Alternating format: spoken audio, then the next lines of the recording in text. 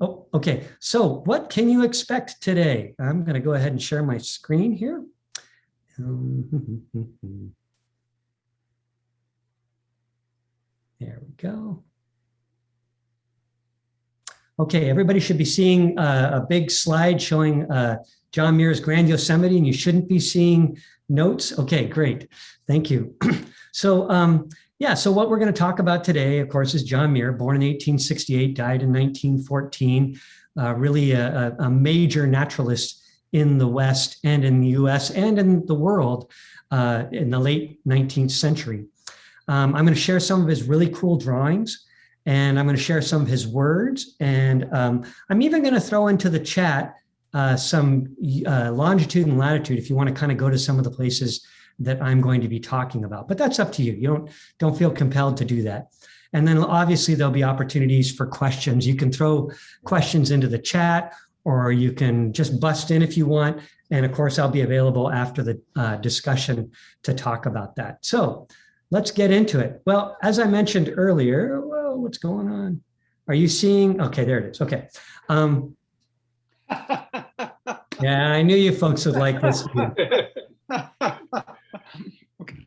Yeah, so the reason why I'm showing you this, obviously, is because many of you people recognize it. And who knows, if we look carefully enough, we might see a couple of you in there. So you can certainly enjoy that. This is the filming for RPM. Now, what I like to do, and I'm sure many of you like to do this too, and that is to go someplace where you know something happened. And if it's documented in a photograph, that's even cooler. So if I wanted to, I could walk out of the library right now and go stand in front of Knowles Hall and stand exactly where this fight took place. I can stand underneath that tree right there. And this is something I really like to do. And I like to do this to kind of inspire a sense of place. And that has a knowledge and interest in the places that you are and the places that you visit. And more fundamentally, it kind of provides a chill up and down my spine when I go to places like that. And I thought, it would be really fun to do this with Muir's drawings. There we go. Oh, let me go back one. Sorry about that. It's going a little bit slow. Okay, I guess that was right. Okay. So I really like doing that with John Muir too. And here's John Muir. He's the gentleman in the middle with the big white beard on the left. And this is a photograph of him at the base of Vernal Fall in Yosemite. And I was very curious, where was this exact picture taken in 1910? And so I went up to Yosemite and crawled around until I found this rock that he was clearly sitting on. And you can also see that I definitely have the right rock, because I made a couple of zoom in pictures of that Y-shaped crack in the rock. So I'm clearly standing where the photographer stood when they were there in 1910, and I was there in about 2018 or so. And this is something I really like to do. Obviously, talking about John Muir and thinking about him in the context of some of the things that he said. He's actually hanging out with Henry Fairfield Osborn and his family, which tells us a lot about how people used Yosemite around 1910. It wasn't just males, it was women too. A lot of women came to Yosemite. However, Henry Fairfield Osborn, he was a very well-known paleontologist, geologist. He was even the president of the American Museum of Natural History. However, he also was a eugenicist. And a eugenicist is basically somebody that believes that the best way that we can make a pure race is to propagate what we consider good genes and discourage the propagation of what we consider to be bad genes. So this guy is basically a racist. But there's John Muir sitting next to him. We don't have any confirmation. We have never found anything in the papers that talk about John Muir supporting eugenics in any way, shape, or form. But that's the fascination of these sorts of projects, is they tell us so much more than just what you see in the picture. I've got to wait here. I've got to be patient as I move from slide to slide, because for some reason it's going kind of slow. Let me try this. Okay, so as I mentioned earlier, we have the John Muir papers here at the University of Pacific. It includes hundreds of letters and journals and notebooks and photographs, but it also includes probably 500 or 600 drawings of John Muir that appears in his journals and notebooks. And they are sketches, they are intricate drawings. Some of them even have some color in them. And we have these, and we really want to share them with everybody. We want people to see these drawings. And so we put all of them online, so you can go look for them at yourself. But I'm also interested in getting this into some physical form where people can kind of sit down and look at these drawings and actually stand where Muir stood when he made these drawings. So I've created a book. I know it's really, really tiny on my screen. You can, if you look up where I am, this is the book. It's called John Muir's Grand Yosemite. And basically for each page, you get a drawing of John Muir's, you get information about how to get to that exact spot that Muir sat to make that drawing, and you get a quick passage that John Muir wrote, and then a little bit of commentary by me about these locations. Oh, let me put into the chat. If you're interested in purchasing this book, of course, I'm going to try to sell something, right? If you're interested in purchasing this book, I just put into the URL, into the chat, how you can get a copy of that. And if you have any problem with that, don't hesitate to email me. You can just look up Mike Wurtz at UOP and you'll find my email address. And there are about 25 locations in this book that you can go and learn about John Muir. A couple little warnings. Some of the locations are not exactly where John Muir stood to make the drawing for two main reasons. Some of those locations are dangerous. They're not easy to go to. And kind of, unless you're a little smarter than I am, you probably don't want to do what I'm doing there. In fact, if you are smarter than I am, which is probably easy to do, don't take selfies on the sides of cliffs. It's very, very dangerous. Yosemite is a dangerous place, and finding some of these locations is dangerous for sure. Another thing is that some of the locations that Muir sat in 150 years ago are fragile ecosystems today. And so you don't want to be like Huell Hauser there and go stand out in the middle of a meadow in Yosemite. So yes, heed the call of John Muir and go to the mountains, but work on, protect yourself and study your surroundings incessantly. I do that. So let's start getting into the drawings and figuring them out. This is probably the most beautiful of John Muir's drawings, and I'm sure many of you already identified it. That's Half Dome there in the middle. You've also got North Dome, which is kind of up on the right-hand side, and you've also got Royal Arches there, and then that little tiny thing kind of between Royal Arches and Half Dome is called Washington Column. And in the foreground, you see a river, right? Well, we'll come back to that in just a minute. So John Muir wrote something like this. John Muir wrote this about Yosemite Valley. He wrote, "Once arrived in the valley, it's important to know what to do with oneself. I would advise sitting from morning till night under some willow bush on the riverbank where there is a wide view. This will be doing the valley far more effectively than riding along trails in constant motion from point to point." And I think this is a really important quote, because this happens a lot when I'm in Yosemite. I meet people and they're like, "I only have 2 hours. What can I do in Yosemite?" And what I will tell them to do is exactly what John Muir is telling us to do. Just find a nice spot next to the Merced River, look up and enjoy this beautiful scenery. So I see this beautiful spot and I'm like, where the heck is this? And I really wanted to know. So I was looking at it. I say, okay, there's a stream, there's the rocks. I can line this up easily enough. Every time I got the stream in the foreground, I just couldn't line up those rocks in the background the right way.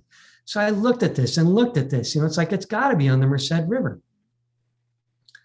So finally, what I did is I went back home and I actually hopped into Google Earth with VR, and it's kind of a fun thing to do. You can actually kind of fly around Yosemite. So I lined up the landscape and backed up until I hit the ground, which ended up being, I just threw into the chat the exact location if you're interested, but it ended up being right here, there in Cook's Meadow, right there in the middle of Yosemite. Some of you are probably looking at me saying, "I knew that all along. Why are you wasting my time telling me about this?" Well, I needed to be sure because I saw that river. But in fact, and you can see behind this woman in the background, you can see that is not a river. That is, in fact, a just different coloration of the meadow. This was really kind of a fun one to go to. These people would show up when I was working on this project, and they'd get very interested in what I was doing. And there she is holding a copy of the drawing and showing me her photograph showing the same thing. I was very chagrined after I found this image because it's such a beautiful image. And I happened to look through my phone one day, and you could probably look in your phone right now and say, hey, Mike, I already have this picture too. And sure enough, it was already in my phone when I visited during the winter of 2017. And then my brother-in-law had the exact same photograph in his phone. So you probably have this one already. All right, let's go on to another picture. This is a very delicate drawing of John Muir's, and he had this to write about it. April 15th, 1870, bright, balmy full moon is looking over shoulder of South Dome, had 3 pine trees and a rock upon its disk, outlined with startling distinctiveness. No other tree, however faint, at all visible, looked like a metal. The tree seemed fairly melted into the white silver of the moon. So basically what he's seeing is the moon with the silhouette of the trees and the rock in front of it. And when he says South Dome, he actually means half dome. And here is a sketch of that same drawing that he made before he made that intricate drawing. And these are John Muir's, this is a page out of one of John Muir's notebooks. And just a little plug here too, these notebooks are all online. You can come look at them anytime you want. And we are looking for people to transcribe them, to read John Muir's writings and also tell us what they say. Once we transcribe them and we put them online, then these things become keyword searchable. So if somebody is looking for a full moon, for example, they can just search for full moon and find this page in their notes. But this was actually a really fun site to try to find. I eventually did think, I think I found it there on the shoulder of Half Dome. I did this by using an online program that could actually tell me where the moon would have risen on April 15th of 1870. And then I matched that to the valley. So let's look at some more drawings. On the left there, you'll see a drawing, and on the right, these are 2 drawings. Normally I have you guess where they are. I'm going to go ahead and put in the latitude and longitude into the chat. So if you're following along in Google, you're welcome to do that. Let's zoom in on that one image a little bit. And this one's kind of interesting. If you look really carefully, you'll see not only cut logs in the foreground, but you even see a meadow that is surrounded with a fence. So these are little tips. These cut logs may have been the cut logs that Muir worked with when he first lived in the valley a long, long time ago. So that gives us a clue as to where this is. So sure enough, I took the drawings out into the valley and I walked around until I could finally find them. On the left is Glacier Point, kind of on the top, on the right-hand corner of the left picture is Glacier Point. And then looking just a little bit to the side, you're looking down valley at Sentinel Dome. Now, Sentinel Dome, or Sentinel Rock rather, is a very interesting place in Yosemite history, and John Muir in particular. In 1872, John Muir wrote about an earthquake, and he wrote, "The shocks were so violent and varied and succeeded one another so closely that I had to balance myself carefully in walking as if on the deck of a ship. I feared that the sheer-fronted Sentinel Rock," shown in the drawing here, "towering above my cabin would be shaken down, and I took shelter back of a large yellow pine, hoping it might protect me from at least the smaller outbounding rocks. It was as if nature were wrecking her Yosemite temple and getting ready to build a still better one." This is another very popular drawing of John Muir's. And if you look really carefully, you'll notice that the plaque that's in Yosemite Valley has that drawing in it. Somebody has taken the drawing and etched it into this plaque here too. So you're thinking, well, Mike, this is another easy one. I've been to that plaque a dozen times. I know exactly where that is. Well, first of all, let's talk a little bit about this drawing. Muir writes in 1869, From the Yosemite Creek near where it first gathers its beaten waters at the foot of the fall, I dug a small ditch and brought a stream of water into the cabin, entering at one end and out the other with just current enough to allow it to sing and warble in low, sweet tones, delightful at night while I lay in bed. In the spring, the ferns pushed through between the joints of the slab. Dainty little climbing tree frogs occasionally climbed the ferns and made fine music in the night. So here is this location, and I thought, well, this is going to be an easy one. I can just go there and line everything up. Well, it didn't turn out that way. I did find the plaque very easily. They are. That's William Frederick Baudet, John Muir's biographer, Wanda Muir, John Muir's daughter, and Supervisor Washington Lewis in 1924. And you can see the plaque is just kind of sitting on a rock. It hasn't been placed on the rock. It's just kind of sitting there. And if you go today, actually in 1926, Rose Beale is the young woman sitting on the rock in the middle. And then I went there in 2019, and this is one of our librarians here at the University of the Pacific, Veronica Wells, sitting exactly like Rose Beale did on this rock. But the interesting thing about it is this is not the location of John Muir's cabin. So next time you go to Yosemite, you can tell everybody, no, that's not it. Even though it has that plaque there, that's not the place. In actuality, if you know the area around Yosemite really well, there's actually a little baseball diamond below. You can see Yosemite Falls up above at the top there. But below that is a baseball diamond. And way out, literally in left field, is probably where John Muir's cabin was. So this is another little thing that you can tell all your friends now. You know exactly where his cabin really was. Okay, here's another drawing. This one actually appears in a letter. You can see the letter there on the left-hand side. And he writes, I have a small box-like home fastened beneath the gable of the mill, looking westward down the valley. People call it a hang nest because it seems unsupported. Fortunately, only people that I dislike are afraid to enter it. And he talks about having great views up and down the valley to look at it. So this is actually an easy one. If you take that lower Yosemite Falls trail, which goes right by the cabin, by the way, there's actually a plaque there showing where John Muir's sawmill was and where he lived in that little hang nest, that little tiny building, or that little tiny thing that's sticking out of the top of the building there. So this is a very interesting story. This is a drawing from one of John Muir's notebooks, and you can see that he's standing in the lower right-hand corner. He's standing on the edge of a waterfall. And really, this is John Muir, the observer. He wants to know what it's like to be a waterfall. So he gets as close to the edge of the valley as he could, and he looks out over the edge of Yosemite Falls, just watching this, and he gets out there. Let me tell you a little story about that. He writes, first of all, I'll put in the longitude and latitude. He writes, while perched on that narrow niche, I was not distinctly conscious of danger, a very dangerous place, by the way. The tremendous grandeur of the fall in form and sound and motion, acting at close range, smothered the sense of fear.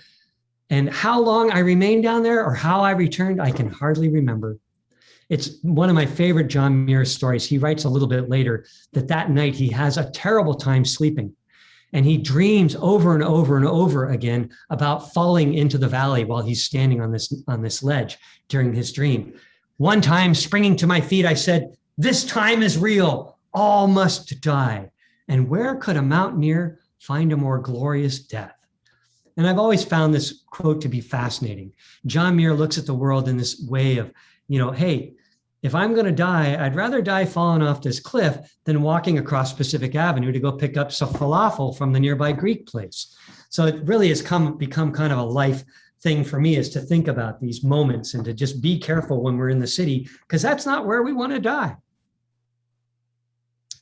The funny thing about this story is you can see the drawing there on the right-hand side.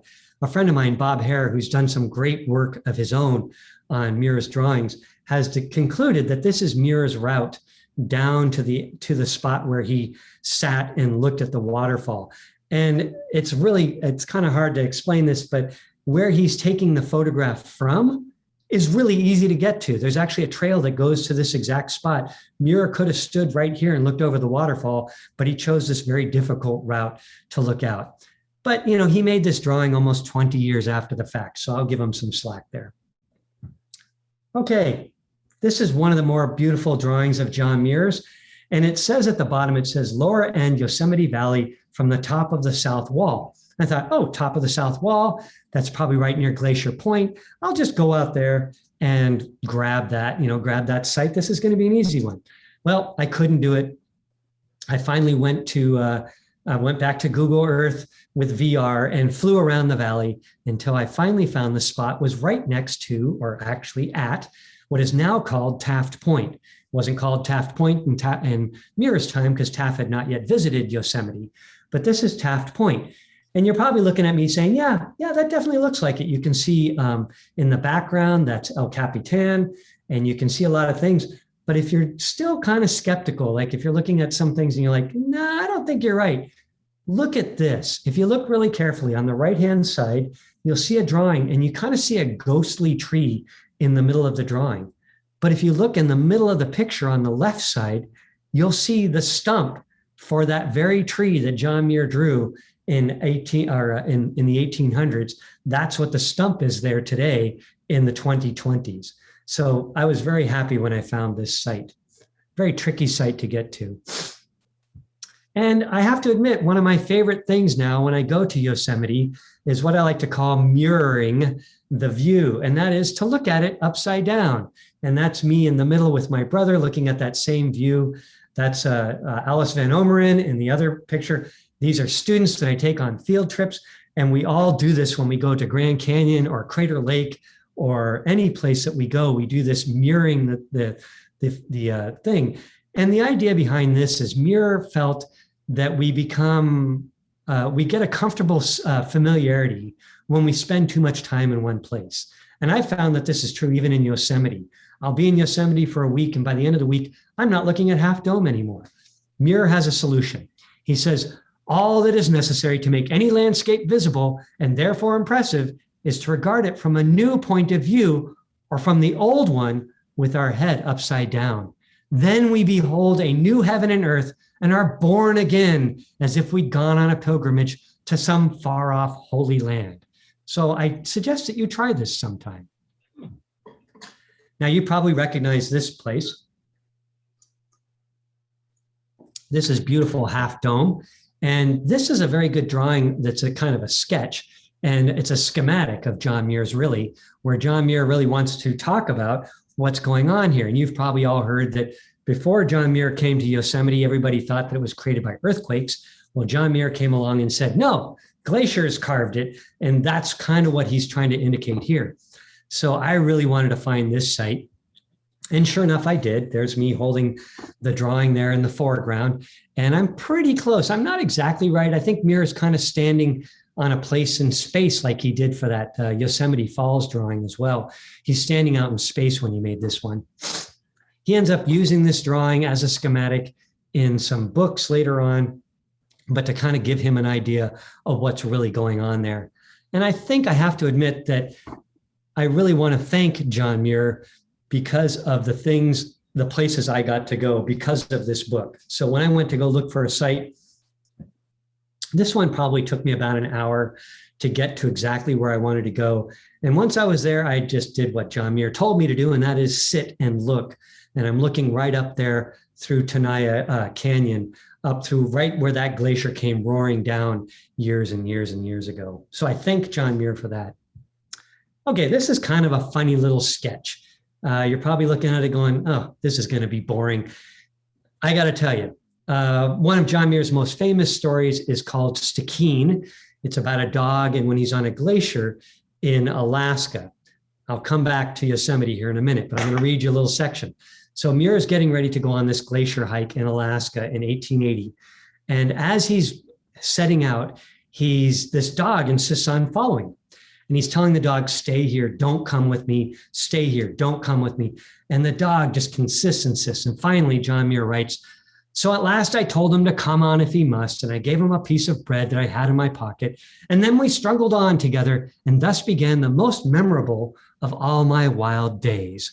Well, I'll tell you, the story of finding this particular site was the most memorable of all my wild days. So let me put into the chat the location. And let's talk about my wildest day. So first of all, I got there with my friend Bob Hare. We rode our bikes probably about a half a mile up this very steep road. And then we started to hike up this very steep thing there was no trail there. So we're hiking through, and we find this nice, big, beautiful rock. And it's like, I'm tired, let's take a break. So we sit down and we're eating our trail mix and boiled eggs or whatever we happen to have with us. And we sit there and we're talking to each other. And finally I turn around and I'm like, wait a minute, I'm at that site. I am actually looking at right at that very thing that John Muir sees, and I'm at it. And there we are celebrating the fact that we found this beautiful site. And there it is, the drawing side by side. A lot's changed since Muir's time. There's a lot of trees now in the way, but you can still see North Dome, Washington Column. Can't quite see the Royal Arches anymore, but you can definitely see we're in the right place. And this was just very joyous. And what's really cool is further up this canyon, there was another drawing of John Muir's where you're looking at almost the back of Half Dome along the side. And sure enough, you can see I've more or less found that spot. I need to be a little over to the right a little bit more, but that would have required crossing that violent little stream that particular day. This is, let me grab the URL so you can, the longitude and latitude. This is one of my examples that is not the exact place in the book that it is in real life. This is a neat little drawing. Obviously, you probably recognize Half Dome on the left there. On the right is a thing called Watkins Pinnacle, and that's Mount Watkins to the right of Watkins Pinnacle. Way in the distance, that little nub is Sentinel Dome, not to be confused with Sentinel Rock. And John Muir made this drawing from Tenaya Canyon. And this is what John Muir has to say about Tenaya Canyon. So Muir had been in the Bay Area for quite a while. He'd been working and writing, and he was very tired. And he said, I started up the canyon of the Tenaya, caring little about the quantity of bread that I carried, for I thought a fast, a storm, and a difficult canyon were just the medicine I needed. This canyon is accessible only to mountaineers. I scrambled around Tenaya Fall and was ascending a precipitous and smooth rock front when suddenly I fell. For the first time since I touched foot on Sierra Rock, I fell. I became insensible, and when consciousness returned, I was trembling but not injured. Stood up. There, said I, addressing my feet. That is what you get by intercourse with stupid town stairs and dead pavement. I was now awake and felt confident that the last of the town fog had been shaken from both head and feet. And this is kind of John Muir's, wandering out there. But this particular site, if you look really carefully in the photograph, you can see Sentinel Dome way off in the distance there. You can see Half Dome on the left and Mount Watkins on the right. Couldn't go to this exact spot because, as Muir said, it's a very dangerous canyon to go in. But you can get to this site pretty easily if you hike up towards Cloud's Rest.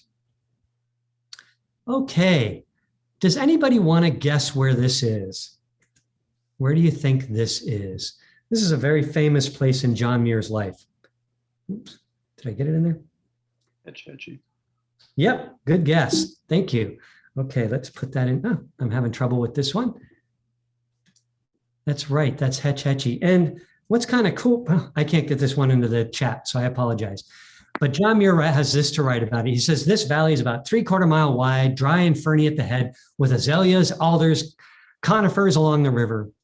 It divides a big delta into two main branches. And then he says, I had a feast of raspberry on its bank where a bear had been feasting before me, very abundant.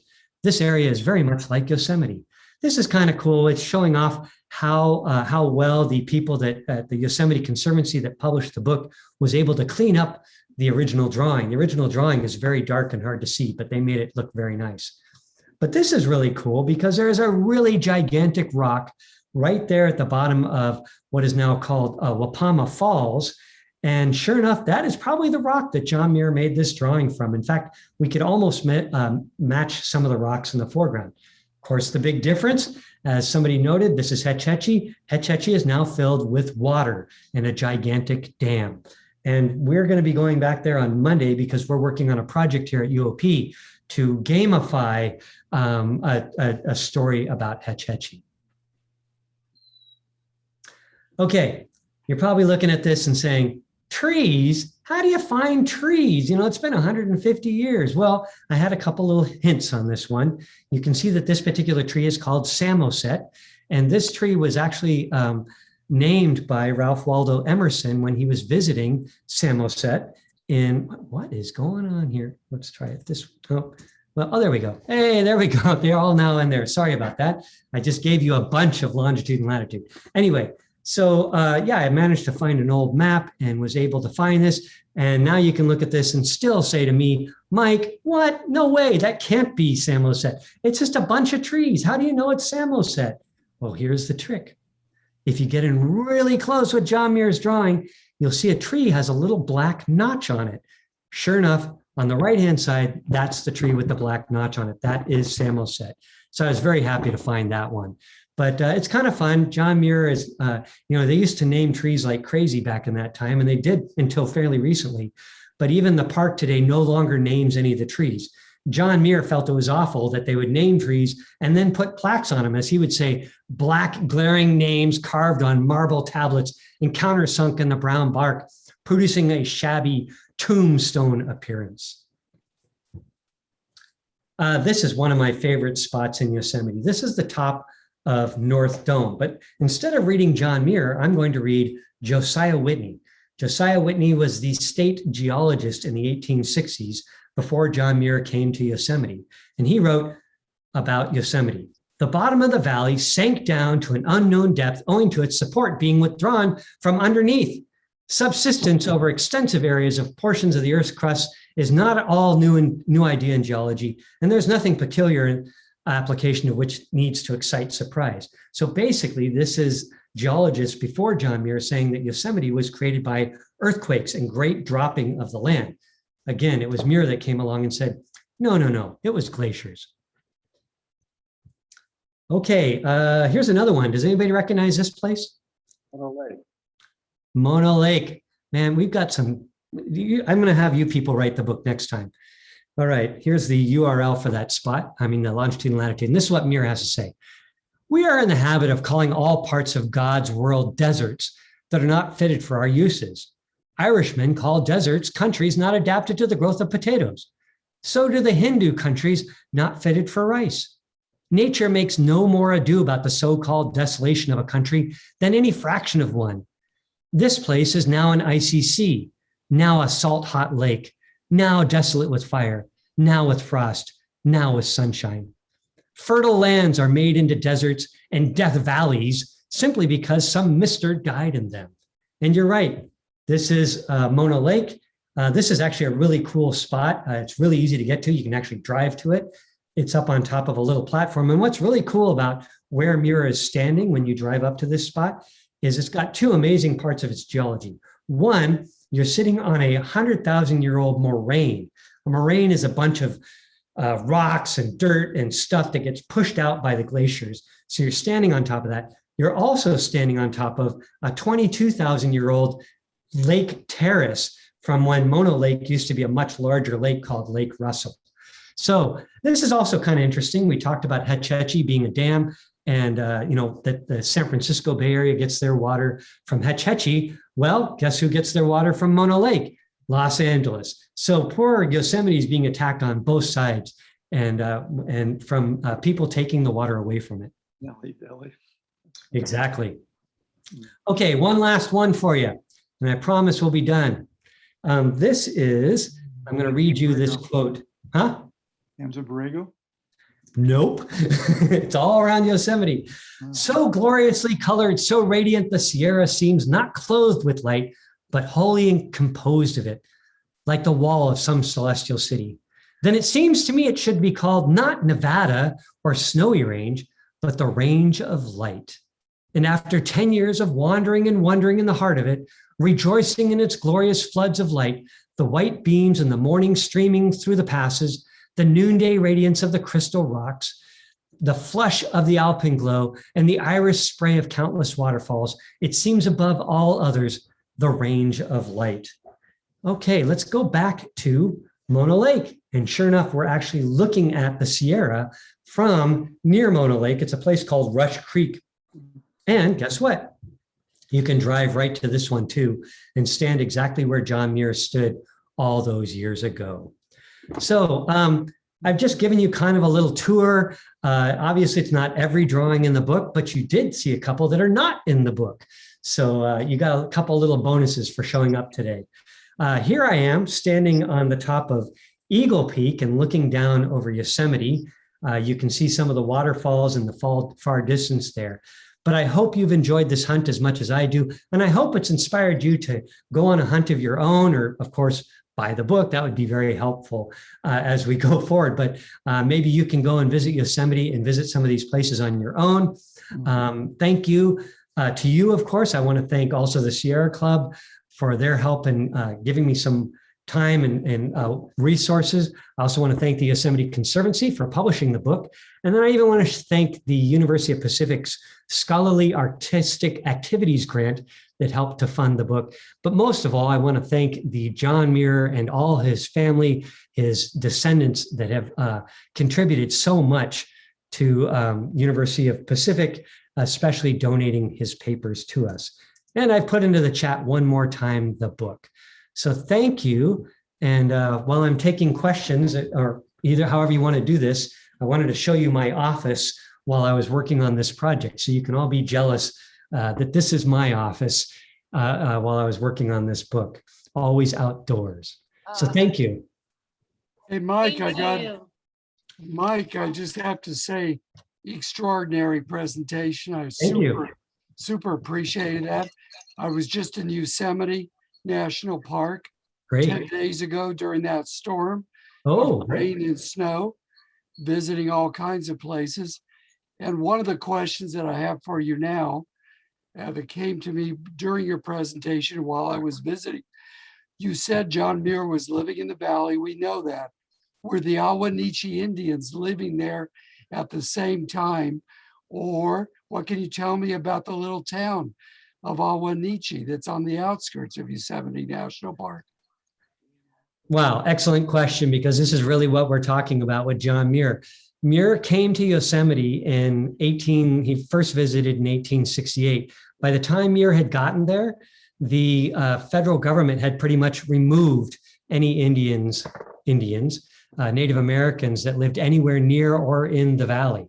It's interesting because one of the things that Muir said is he said some derogatory things about Native Americans, but the Native Americans that Muir met in California in 1868, 1869, 1870 were not, people living in their purest form.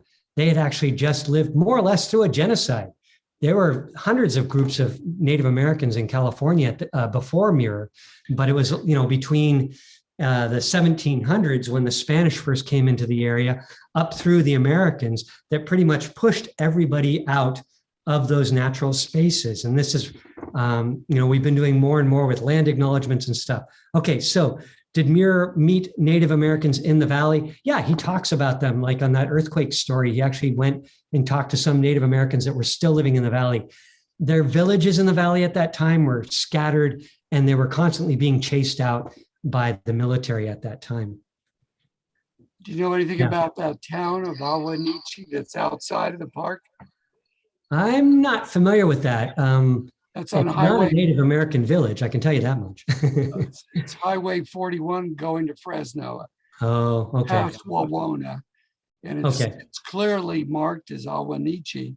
Yeah. So I'm assuming there's Ahwahneechees that live there. But anyway, I would guess that that's a co-option of the name. So you've probably heard this story too, that the name Yosemite is actually a name that one of the Native American groups gave to another Native American group, which actually means people who kill. Ahwahneechee is actually the Native American name for the valley, which means I can't remember exactly, but it's like big gaping hole in the ground or something like that. And so unfortunately, the wrong name stuck. But yeah, Awanichi, and of course the Hotel Awani is a very familiar name too. So, and the park has actually reconstructed a Native American village right by the visitor center, so you can visit that too. But thank you, Christopher. Excellent question. I could go a lot more into Native Americans, but I'll save that for another day. I'll do that in October when we see you and we see the Callison archives. Ah, you bet. Yeah, we got that going on upstairs. It's coming together. Thank you, Christopher. Thanks, Mike. I want to just jump in and thank Mike so much for that presentation. It just gets better and better every time I get to hear it. So thank you so very much. I will let everyone ask Mike any other questions they have. I do also want to bring up, while Mike is here, that in the end of March, there was a safe that was found in Burns Tower. I forgot to mention. Yeah, this is kind of tell that topic story, hunting. Shannon? What? Can I tell that story? I would love for you to tell it. Yeah, so basically what happened is, they're renovating the tower. And I think this group's really going to get a kick out of this because it's got a cool punchline at the end. So they're renovating the Burns Tower, and the new president, President Callahan, was wandering around. He came into the basement and he found this old safe, and it had just been fused shut. You couldn't turn the dial on it, couldn't do anything with it. Coincidentally, the Stockton Fire Department was running exercises that day. So he runs back upstairs and said, "Hey, you guys, can you get into this?" And they're like, "Yeah, let's go get the jaws of life." So they come down with the jaws of life, bust this thing open, and we find all these historic records from UOP in there. Now, these are not missing records because we knew these records existed because we used them to write books back in the 50s and 60s, but they were still in there. And so we were very happy to get them back. And once I started looking through them, there's some really cool stuff in there, which will be available to see at homecoming. But when I looked through the stuff, all of you probably know when Robert Burns died, right? Does anybody know what year Robert Burns died? 1971. Yeah. And that was the last time that someone touched that safe, was in 1971. So this is basically your time capsule. All you 1970, 71 graduates, this is your stuff. It's all was held there for you for when you come back in 2021, 50 years later. Thanks, Shannon, for letting me tell that.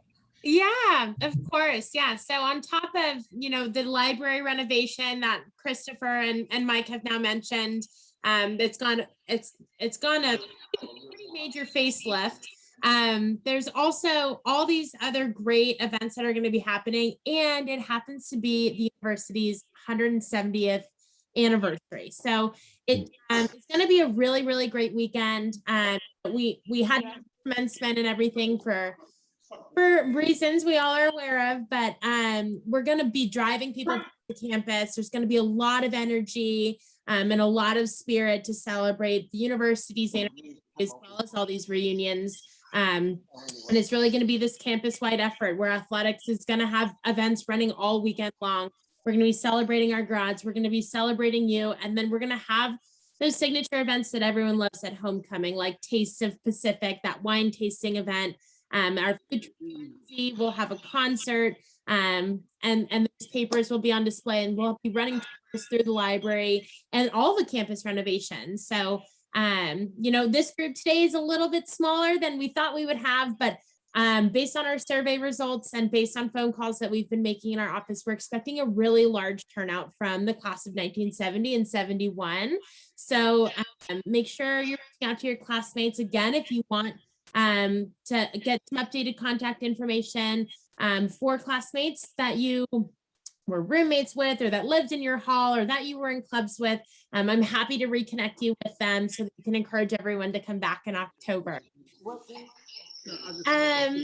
Let's see if anyone has questions for Mike. You can go ahead and stay in this space. We'll hold on to Mike for a little bit before he gets to start his weekend. And then I'm going to go ahead and open up the Callison breakout room. So everyone who is a part of that Callison College who'd like to go into a smaller space to chat, you'll see a pop-up come up, and it'll shift. It'll say both Callison College and then Muir questions. Because we're so small, I'm just going to leave the Muir questions here. you'll be able to self-select in, but if you can't, just raise your hand and I'll place you in there. So I'm going to go ahead and open those rooms. You should see a pop-up on the bottom of your screen. Christopher, I'm going to move you in there. I know you want to go into the Callison breakout room, so I'm going to move you over there. I see you're talking, but you're muted. Oh, you're muted. Thank you. Thanks, Okay. Jen. Yeah, of course. John, it sounded like you wanted to go over there. And me too. And Dan, let me get you over there. All right. Anyone else wanted to jump over into the Callison space? Awesome. Does anyone here have any questions for Mike? Any more questions for Mike? All right. You know where he'll be October 8th, 9th, and 10th. That's good. Mike, All right. thank you again. You're welcome. Have a good afternoon. Have a great weekend. Thanks, Mike. Thank you.